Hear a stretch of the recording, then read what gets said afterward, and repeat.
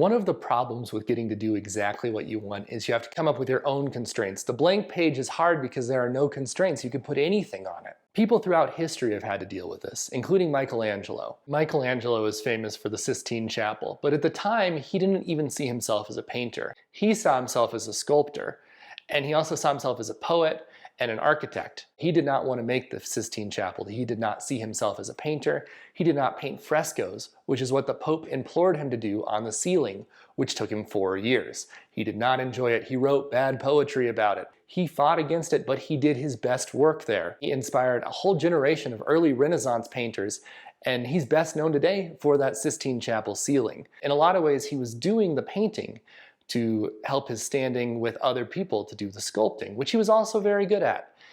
You can go and look up his sculptures. Obviously, David is one of his more famous, but even one of these popes, Julius II, he made this incredible tomb for. So he went off, was working on his sculptures, and then later, Florence was attacked. And Michelangelo could have said, well, I'm a poet, I'm a sculptor, I'm an architect. I can't do anything about Florence being attacked by the Medici family, but instead he did. He went and designed and helped implement some structures to try to protect the city that he loved, the city that he would later be buried in, and it failed. And he had to flee to Rome, and what awaited him in Rome? Another pope who wanted him to paint on the front of the Sistine Chapel. The Last Judgment came out of 7 more years of work, but he had fun with it.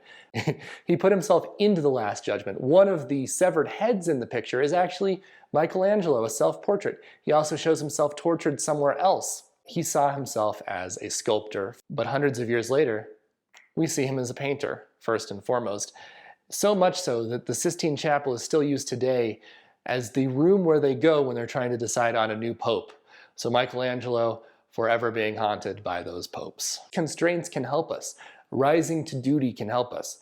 We can try to do what we want, but sometimes the best projects that we work on, the best things we can do are implored, or sometimes it's not the project we want, but it's the project that we need.